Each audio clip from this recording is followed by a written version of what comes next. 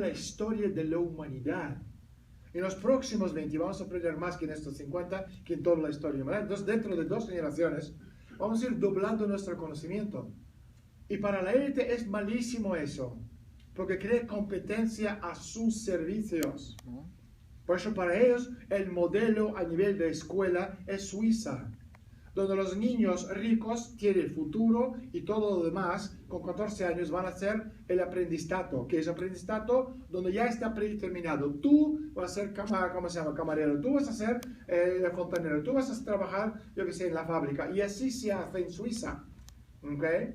Y si alguien ha estado, conoce Suiza, este es el futuro, el modelo para todos. La élite y el resto de la población. Entonces, lo que estamos viendo a nivel económico como modelo es justo lo que están haciendo, esta infraestructura. Y hablando de infraestructura, de aquí al año 2000 a 2030, que es pasado mañana, literalmente, el mundo va a gastar 57 trillones de dólares en la infraestructura, que es muchísimo dinero. Por eso es tan sumamente importante entender cuando hablamos de infraestructuras, de ciudades. Yo que viajo mucho, que entiendo de ingeniería, porque yo estudié ingeniería mecánica en Toronto, Universidad de Toronto. O sea, yo veo una ciudad y enseguida, porque entiendo geopolítica, yo enseguida me doy cuenta cómo está estructurado todo. Entonces, te vas a las ciudades como esta, o como Caracas, o como cualquiera, Moscú, por ejemplo, y te das cuenta que estas ciudades lo han construido hace varias décadas, mucho más que 2 generaciones. Entonces llega el punto donde no funciona más porque no tienes espacio suficiente para la cantidad de coches y ¿cómo se llama? El tráfico que tienes en las ciudades. Entonces, o tú cambias completamente el modelo actual de hacer la vida en las ciudades, o simplemente no puedes avanzar. Entonces, las ciudades se convierten en Detroit por su propio peso, y este es el objetivo. Entonces, una ciudad, por ejemplo, como Caracas, podemos hablar, o incluso México, a capital, o Moscú, o tú vas a deshacerse de las carreteras que tienes en medio de la ciudad, poner trenes ¿cómo se llama?, de levitación magnética, y crear una situación donde la gente se mueve de un punto A a punto B con una velocidad enorme, ¿sabes? O tú vas a morir como ciudad, porque no puedes progresar por kilómetro cuadrado de espacio contra la naturaleza. Y por eso cuando estamos hablando del MAN, de toda esta tecnología avanzada, estos coches volantes, pero esto es una cosa de pasado mañana. Tiene que ser así. Entonces, cuando leemos informes de los gobiernos, como por ejemplo, un informe que se llama Tendencias Estratégicas, lo puedes bajar gratis de internet, ¿eh? Tendencias Estratégicas 2007-2036, o la más actualizada, 2010-2040, Tendencias Estratégicas. En inglés se llama Strategic Tendencies 2007-2036. Y lees estos informes, preparados por los grandes pensadores y futuristas, geopolíticos del mundo occidental, y te das cuenta de lo que están diciendo, que aquí el año 2036 los estados-naciones dejarán de existir y le van a sustituir ciudades-estado como hemos tenido en la Edad Media. Y ciudades-estado están hablando de base de población de unos 20-25 millones de personas. Ya tenemos 27 ciudades en el mundo con más de 10 millones de población. Ya tenemos 10 ciudades con más de 20 millones de población, y este es uno de ellos. ¿Funciona? No funciona. ¿Por qué no funciona? Porque el contexto de infraestructura se ha quedado totalmente atrasado. Entonces, uno cambia el contexto de urbanismo usando toda esta nueva tecnología disponible para crear un mundo muchísimo mejor, que mejora la vida de todos por este kilómetro cuadrado de espacio en contra de la naturaleza, o no vais a poder sobrevivir. Y por eso, cuando hablamos en estos informes, ellos hablan del mundo, no de Mad Max, porque es el mundo sin la tecnología, sino el mundo de Blade Runner, donde el mundo tecnológicamente súper avanzado de ciudades-estado. ¿Me explico, no? Entonces es muy interesante. Si os interesa, podéis leer este informe que está en inglés. Yo creo que también está en español, aunque no estoy muy seguro. Entonces, esta es una cosa que yo quería comentar.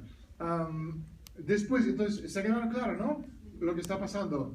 ¿Sabes? Entonces, a partir de ahora, cuando estáis viendo todo esto desde el contexto que estamos comentando del desplome económico, con razones que todo va al espacio a nivel de la economía, entonces las cosas aisladas, ¿no?, que por sí no tienen ninguna lógica, pero cuando lo vamos a combinar en este puzzle mundial, esta maqueta nueva que estamos creando, entonces todo empieza a tener sentido.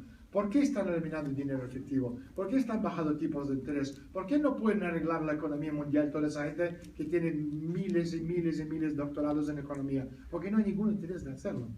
Porque el objetivo no es, ¿cómo se llama?, arreglar, sino desmantelar poco a poco el sistema, desnutrir, eliminar. Tenemos un ejemplo, Detroit. Tenemos un ejemplo, Europa del, ¿cómo se llama?, Mediterráneo del sur. Podemos hablar de otras partes del mundo. Y además, o sea, el modus operandi es parecido, con el único elemento distinto es como cada país tiene su idiosincrasia, ¿okay? Van desmontando el país de forma, pues, según el modelo de cada país. Por eso voy a repetir, tú miras la publicidad, si es de Coca-Cola, donde sea en México, no es lo mismo que en Toronto, no es lo mismo que en Caracas, no es lo mismo que en Arabia Saudita, no es lo mismo que en Japón. El producto es el mismo, pero la forma de proponerse es distinto. Y esto es lo que están haciendo. Esta es una cosa. Otra cosa que yo quería comentar es el tema de la droga. ¿Okay? Obviamente aquí tenemos el héroe local, Chapo Guzmán, y la novia amante suya, que es una culebronda ¿cómo se llama?, de los medios. ¿Cómo se llama la novia del Chapito? Kate, o sea, con nombre americano encima, Kate. Entonces, claro, pero o sea, vamos a dejar al pobre Chapito ahí al lado y centramos en el contexto. ¿Okay? Yo no sé si habéis dado cuenta, pero de alguna forma todos los gobiernos del mundo, sobre todo el mundo occidental, están hablando de la guerra contra la droga, ¿verdad? Como la guerra contra el terror, igual. O sea, y ni americanos, ni los franceses, ni los ingleses, ni nadie, ni los mexicanos, pero nadie es capaz de ganar esta guerra contra la droga. ¿Por qué? Porque los gobiernos como el americano son ineptos, porque los bancos del mundo son ineptos, porque las agencias de espionaje son una banda de subnormales profundos, o porque hay un intento de hacer todo lo contrario de lo que están contando. ¿Estáis de acuerdo, no? Sí. Una cosa lo que están diciendo, por eso voy a repetir, cuando estás pensando en Donald Trump, ¿okay? Una cosa lo que está diciendo, una cosa que va a hacer. ¿Me explico? No lo tomáis en serio, verdaderamente. O sea, es entrar y salir. Mejor que puedes hacer. La droga es el lubricante de la economía mundial. Es el primer punto que quiero transmitir. Es decir, si los gobiernos verdaderamente del mundo deciden eliminar la droga de la circulación, antes de que terminemos nuestra conferencia, ¿okay?, el mundo ya habrá acabado. Tan sencillo como esto. La droga al año mueve 950.000 millones de dólares, o 950 billones de dólares al año, casi $1 trillón en dinero efectivo. Para que $1 trillón pueda moverse en el mundo de punto A, punto B, punto C, etc., necesita la colaboración de los gobiernos, agencias de espionaje, grandes entidades bancarias, finanzas, etcétera, etcétera, etcétera, etcétera, Reserva Federal. ¿Estás de acuerdo con esto o no? Sí. ¿Sabes? Que no es una cosa, o sea, porque, o sea, voy a repetir, soy analista. Entonces la gente me dice, no, que son los talibán que están moviendo. Claro que sí. Bueno, ok, los talibanes. Vamos a imaginar, sois talibán. Aquí está, ok, 1.000 millones de toneladas de droga. Ahí lo tienes. Ok, ¿y qué vas a hacer con esta droga, con la amapola? Lo cortaste. Y siguiente paso, ¿a dónde vas a venderlo? ¿Me explico o no? ¿Cuál es la logística de esta venta? ¿Cuál es el proceso para que tú puedas generar $1 trillón con esto? El proceso es que el pobre talibán, vestido con chanclas de la playa, con sábana, como se llama, por ropa, y una toalla en la cabeza, esta gente son los pobres infelices, que como todos los demás pobres infelices del mundo, forman parte de este mundo muy unido, poblado, de la masa sucia, que somos todos nosotros. ¿Okay? Entonces lo que está pasando es, o sea, tú no puedes hacer esto sin lo que comentamos antes. Sin colaboración de las grandes empresas, agencias de espionaje, los gobiernos, los bancos, sistemas económicos, etcétera, etcétera. ¿Okay? Entonces, esto es muy importante de entender, o sea, que la droga no se puede erradicar, que lo que te están contando tiene que ver con la realidad, y por mucho que uno intente de hacerlo, nunca vas a poder hacerlo mientras 20% de la población mundial sigue metiendo esta cosa sucia por la nariz. ¿Okay? Es así, son los números. Entonces, lo que estamos viendo ahora mismo de razones principales de por qué no se puede erradicar la droga hoy menos que nunca, es porque el mundo está en quiebra. ¿Okay? El dinero en efectivo es lo que hace mover. ¿Os acordáis del año 96 cuando los talibanes entraron a Afganistán? Lo primero que hicieron, cortaron la amapola. ¿Okay? Y 8 meses más tarde, ¿qué teníamos en el 97? El desplome de todos los tigres asiáticos. ¿Os acordáis esto o no? ¿Por qué se desplomaron todos los tigres asiáticos? Porque los talibán usaron su bomba económica nuclear. Al cortarla la pola 8 meses del tiempo necesario para que la droga, al procesarlo, llevas al mercado y entra el dinero en el flujo de la economía mundial. Y justo 8 meses más tarde se desplomaron todos los tigres y el mundo se quedó sin dinero en efectivo. ¿Okay? Pero yo voy a repetir, no se puede nunca erradicar la droga y ahora menos que nunca. ¿Por qué? Porque tenemos 24 países en el mundo que están en situación peor que Grecia. Todos los países de ex República Yugoslavas, la mayoría de los stanes rusos, obviamente África entera, España, Portugal, Italia, Grecia. Luego aquí tenemos Belice, está en quiebra, Puerto Rico está en quiebra, República Dominicana está en quiebra, Haití, que ya ni es el país, yo no sé, no hay ninguna palabra que lo pueda explicar lo que es Haití en este mundo, ok, está en quiebra. Panamá, obviamente está en quiebra, porque hay solo una cosa en Panamá, es la droga, ¿sabes? El dinero sucio. Entonces, por eso, cuando hablamos, por ejemplo, del acuerdo entre Colombia y los FARC, toda esta cosa, el gobierno americano dijo a Santos, oye tú, llega de acuerdo con esa gente, haz que los FARC sean socios. Nada más que eso. ¿Me explico? El dinero sigue rodando de Colombia, pasando por México hasta Estados Unidos. ¿Me estáis extendiendo, no? Por eso no se puede erradicar nunca la droga. Y México, desafortunadamente para México, es el punto de tránsito de toda la droga. Y además lo están haciendo usando, ¿cómo se llama?, bandas criminales que vienen de países como Nicaragua, o Honduras y El Salvador, que se llama MS-13. ¿Os suena el nombre? MS-13. Bueno, pues esto es también, es decir, cada 6 meses, 250.000 refugiados o ilegales entre los Estados Unidos por los estados lindando a México a través de a Estados Unidos a través de México, de los cuales 57.000 o más de 100.000 al año son jóvenes de 8 a 25 años de edad. ¿Alguien me puede convencer que el gobierno americano, con todos sus sistemas satelitales de control, no saben que 500.000 de personas entran en los Estados Unidos por el mismo punto todos los años? Si creéis esto, vuelvo a repetir, en la Luna tengo un terreno maravilloso, una vista del planeta Tierra excelente, una puesta del Sol y de la Luna, en este caso, inmejorable, ¿ok? Entonces, así funciona. Cuando uno empieza a entender toda esta parte de la droga que estamos comentando, y empezamos a entender la dinámica de interna, ¿no?, de la economía mundial, cómo se gira con la droga, tienes que entender que los principales centros de negocio de la droga son Suiza, Londres, The City, que siempre ha sido parte del imperio, ¿okay?, que lleva 200 años vendiendo opio a los chinos, y Wall Street, ¿okay? Porque la droga, o sea, los americanos dicen que antes era Colombia, después del Plan Colombia, ahora es Venezuela, que es el narcoestado. Venezuela nunca ha sido un narcoestado. Lo que es Venezuela simplemente es un país que los americanos, o la élite, mejor dicho, necesita por sus condiciones geográficas, sus recursos naturales, etc. Y por eso lo han convertido el lema, ¿no? Guerra contra la droga, contra el terror, narcoterrorismo, narcoestado, que es Venezuela, que era el único narcoestado en el mundo, es Estados Unidos. Y bueno, el sitio del imperio, ¿ok? Y entonces esto cambia mucho la perspectiva. Y cuando hablamos de esta perspectiva, también es importante entender que hoy por hoy, lo que rige todas las decisiones en el mundo es la geografía de los países. En ese sentido, México tiene una posición geográfica privilegiada, porque sois vecinos de Estados Unidos, también tenéis acceso tanto al Pacífico como al Caribe, y también tenéis acceso al resto del continente latinoamericano. Entonces, México verdaderamente podría negociar desde una fortaleza geográfica. ¿Me explico? Si la gente que llevan riendas de este país en este momento entendieran esto y eran verdaderos patriotas de México, se darían cuenta hasta qué punto México no puede seguir siendo un súbdito sucio, descalzo, desnutrido y drogado de los Estados Unidos. ¿Me explico o no?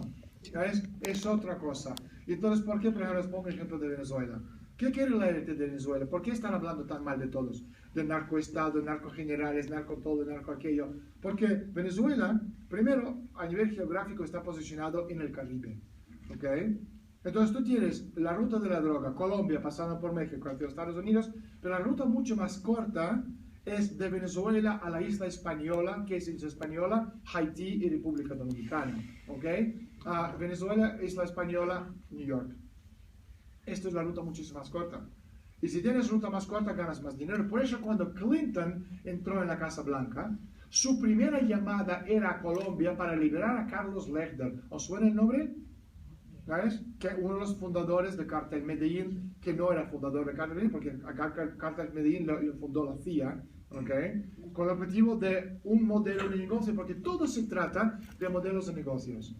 ¿Qué pasó? No sé si habéis visto una película que se llama Sicario, con Benicio del Toro.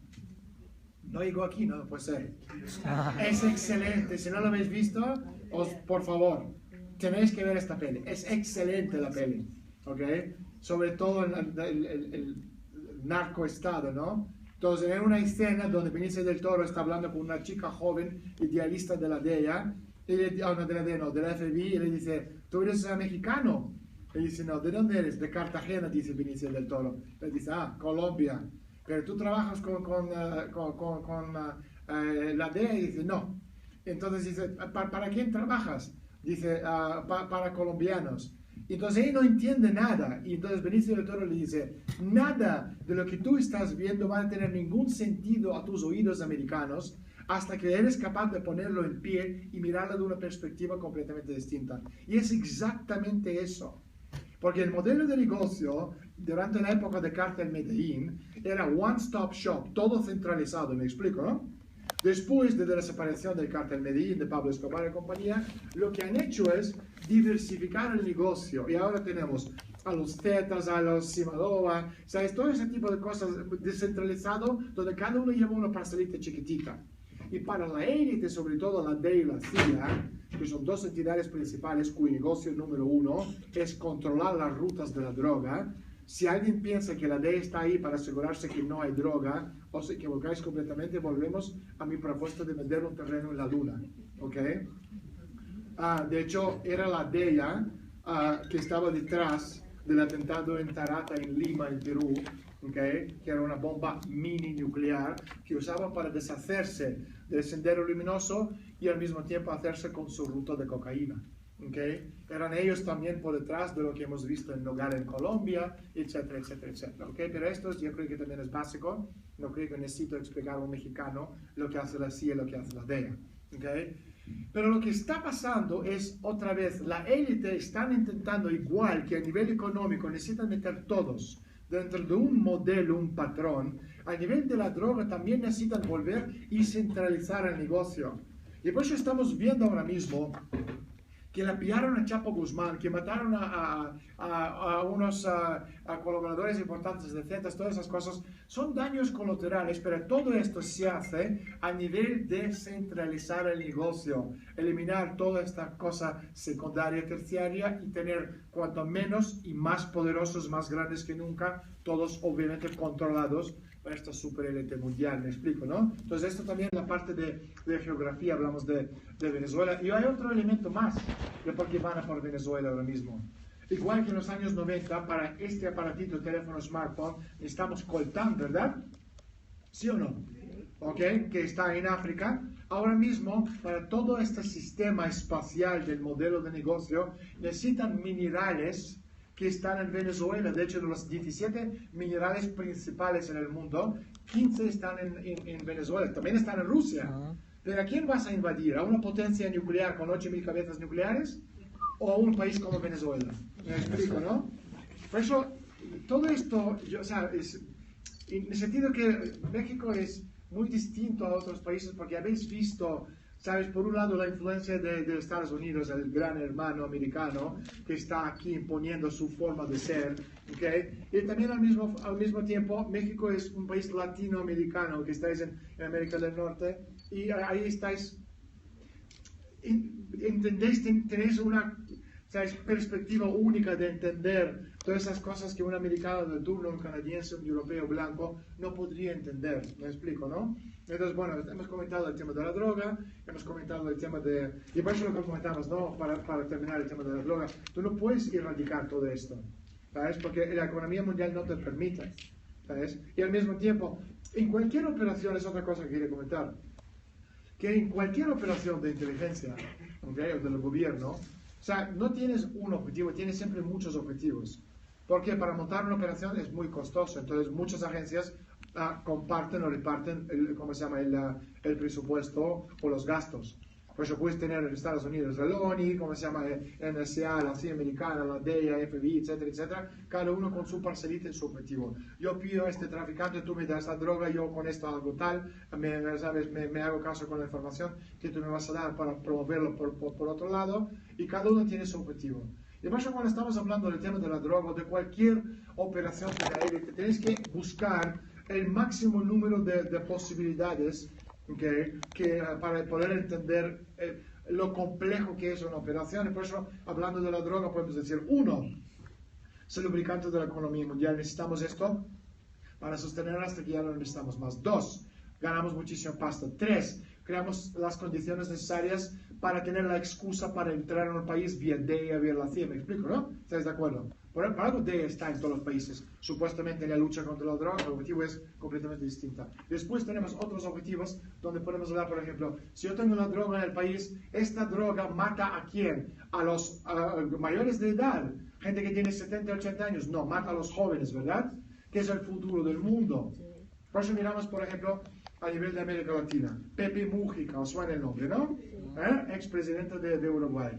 Y mucha gente lo tiene como símbolo de resistencia de izquierda. Pero Pepe Mujica es la razón principal de porque hoy por hoy Uruguay se ha convertido en el epicentro en América Latina de la epidemia de cocaína crack. ¿Quién apoya a Pepe Mujica? George Soros. ¿Quién es George Soros? Open Society Foundation, todas esas organizaciones que han hecho todo lo posible para ir desmantelando países a través de revoluciones de colores. ¿Me explico, no? Entonces, ¿por qué George Soros apoya a Pepe Mujica? Porque Pepe Mujica quiere legalizar la droga. Y estamos viendo las consecuencias de esta legalización de la droga. Entonces, ¿qué es lo que hace la élite? La élite usa los símbolos, ¿ok?, de resistencia de izquierda para apropiarse de los símbolos de izquierda y hacerlo de derechas. No sé si me explico. Pepe Mujica es un buen ejemplo. ¿Ok? Tú pones Pepe Mujica, si tú pones un tipo de extrema derecha o muy conservador para promover la legalización de la droga, va a tener muchísimo pushback, ¿no? Muchísima resistencia. Pero si tú pones un tipo que tiene esta pinta de un viejo cualquiera y pobrecito, no gana dinero, lo comparte con los pobres, conduce un coche de siglo XIX para no gastar dinero, ¿sabes? Todo este tipo de cosas que dicen, mira, ¿qué más da? No, ¿qué más da? No. Porque a base de esto tenemos una epidemia de cocaína crack. ¿Qué produce esto? Lo hemos visto en los años 80 en South Central LA. La droga la sacaban de Colombia, llevaban a Mina, Arkansas, en la época cuando Bill Clinton era gobernador, y a base de este pequeño pueblo lo pasaban por todo el país. Tuvimos la epidemia de cocaína crack en South Central LA, en Chicago, en Filadelfia, etcétera, etcétera. ¿Y qué pasa cuando hay una epidemia de cocaína crack? Es como un germen. Yo lo pongo en una barriada. Enseguida tenemos drogas, prostitución, asesinatos, ¿cómo se llama? Bandas callejeras, etcétera, etcétera. Entonces la gente pierde su valor, sus viviendas, y pierde la seguridad, y básicamente las barriadas donde se producían todas esas cosas eran la gente de clase media, baja, casi todos afroamericanos. Entonces tienen que dejar las llaves de los bancos, marcharse sin más. ¿Me explico? Y alguien venía por detrás, lo compraba por peniques. Después, a paso del tiempo, descubrimos que estos alguien era Chase Manhattan Bank, Bank of America, etcétera, etcétera, etcétera. Entonces, por un lado, estas pobres familias de afroamericanas daban lo poco que tenían como depósito al banco. Después, perdían el depósito, perdían la casa, se quedaron sin dinero, se quedaban en la caja, en la calle. Los niños no podían comer, los niños no podían ir al colegio. Todo debido a esta epidemia de cocaína crack, sin hablar de todos los niños que están muriendo y destruyendo y desmontando las familias, que es la base y núcleo central para crear un ser humano en condiciones. ¿Me explico, no? Y todo este tipo de cosas son las consecuencias directas de lo que estamos comentando. Espera un segundo.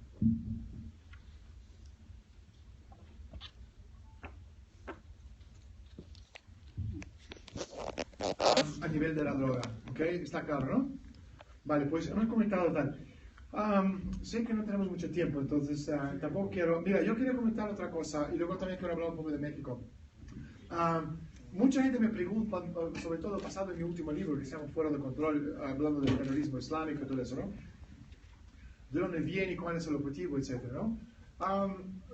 Aquí, por suerte, ISIS no existe. Bueno, no existe tal cual, ¿no? Existe terrorismo, pero no este tipo de terrorismo. Pero todo el mundo sabe lo que es, ¿no? ¿Okay? quiero que entendáis que cuando hablamos del terrorismo, cuando hablamos a nivel de contextos de globalización como contexto, traducirlo al lenguaje humano es la guerra de conquista, nada más que eso. Es la guerra de conquista. Entonces, si estamos hablando a nivel de Oriente Medio, ¿de dónde viene toda esta fraseología guerra contra el terror? ¿Cómo sucedió?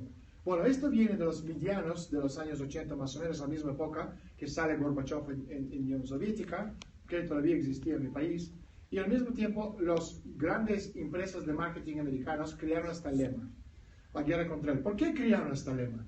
Porque tenían claro, dentro de pocos años, extrapolando 81, de hecho pasó en 91, 85, 91, el Islam se convirtió en la primera religión del mundo. ¿Sabéis esto o no? Superó el cristianismo. ¿Okay? Entonces, si tú eres el Vaticano, que simplemente el Vaticano forma parte de este modelo de guerra del Banco Central Económico, ¿no? Occidental, no puede permitirse el lujo de tener Islam como primera religión, porque la forma de hacer negocio, dinero bancario de Islam no tiene nada que ver con el modelo occidental.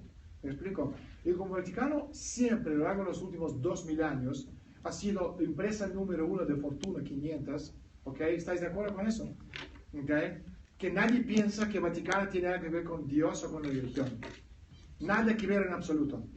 Es una forma magnífica de robar muchísimo dinero, practicar pedofilia, que es lo que es Vaticano básicamente, ¿ok? Para algo han pagado miles de millones de dólares, billones de dólares en casos de pedofilia, ¿ok?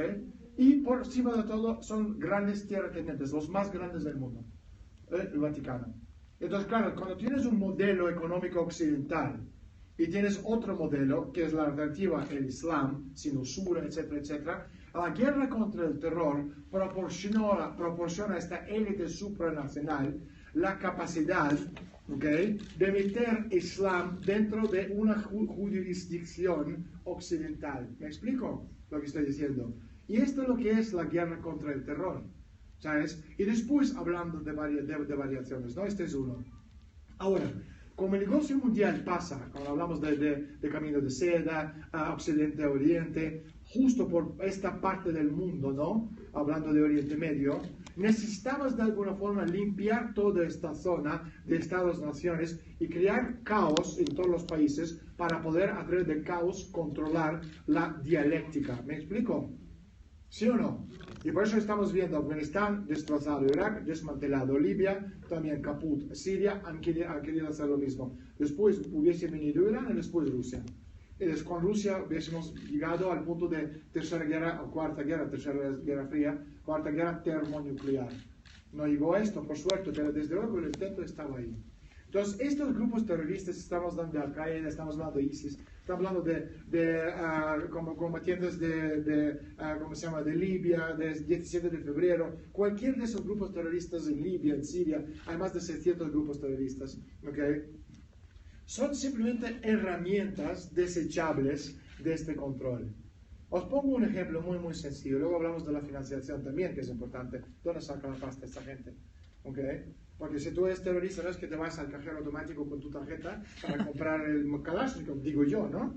A lo mejor es así, pero creo que no. Además, como yo he estado 3 años y medio en África sobre el terreno, Chad, Sudán, además en mediados de los años 90, Chad, Sudán, ¿cómo se llama? África belga, Congo belga, Congo Brazzaville, todas estas, Uganda, yo sé lo que estaba pasando ahí.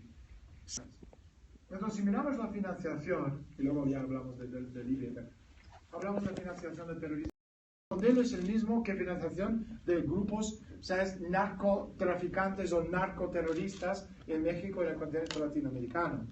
Por ejemplo, en los años 80, los talibán Al-Qaeda se financiaron a través de un banco que se llama BCCI.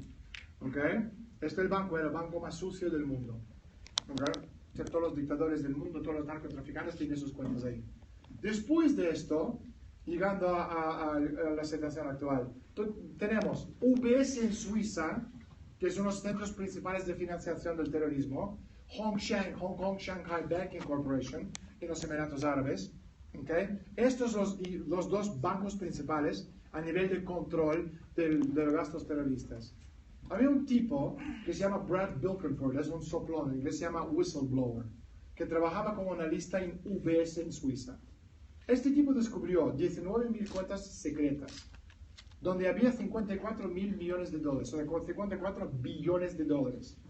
Pero este dinero no era ni de Rockefeller, ni de Rothschild, ni de nadie, era dinero de las agencias de espionaje, que por un lado habían robado, por otro lado todo el negocio de la droga mundial, y 54.000 millones de dólares, o 54, perdón, que en España dice 1.000 millones, 54 billones de dólares, que es el dinero que usaban para financiar esta guerra terrorista.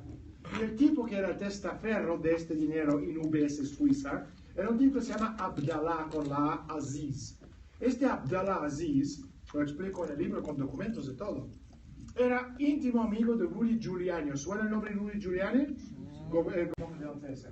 Pero al mismo tiempo, y al mismo tiempo era el tipo que financió la campaña presidencial de Barack Obama en 2008 a través del presidente de banco, ¿cómo se llama?, de UBS América, que se llama Robert Wolf. Todo esto está en el libro. Y para que Planeta, mi editorial, que es el tercer editorial más importante del mundo, lo publicara, los abogados de Planeta, que hicieron un informe de este último libro, y el informe decía que el 90% del libro es sujeto a una demanda judicial. Yo no soy abogado, pero me parece es mucho. ¿Okay? Entonces lo que decía básicamente el informe es, o me enseñas documentos o esto no sale. Entonces yo tenía que enseñarles todo, la información de todas las cosas que estoy comentando ahora mismo. Entonces, todos esos grupos terroristas se financian de esta manera, a través de estas cuentas enormes de riqueza, y Dubái es simplemente otro punto más, ¿okay?, de financiación del terrorismo internacional. Y si hablamos de Libia, ¿qué pasó en Libia? ¿Okay? ¿Qué pasó? Mataron a Muammar Gaddafi, ¿verdad? Ahora Libia es un país democrático. ¿Tenemos paz? ¿Estabilidad? No, es el infierno de la tierra. ¿Por qué lo han hecho esto? Porque muchas veces he escuchado a la gente decir, no, claro, es que no se dieron cuenta. ¿Cómo no se dieron cuenta? Un Rockefeller, Zbigniew Brzezinski, los Schultzes, estos grandes pensadores de la... son tan imbéciles que no se dieron cuenta que al desmantelar un país con un dictador fuerte que controlaba toda la zona, se desmonta, que es un desmadre total, no solo en el país, sino en el territorio entero. Claro que se dieron cuenta. ¿Por qué lo hicieron? Porque necesitaban, voy a repetir, hay muchos objetivos.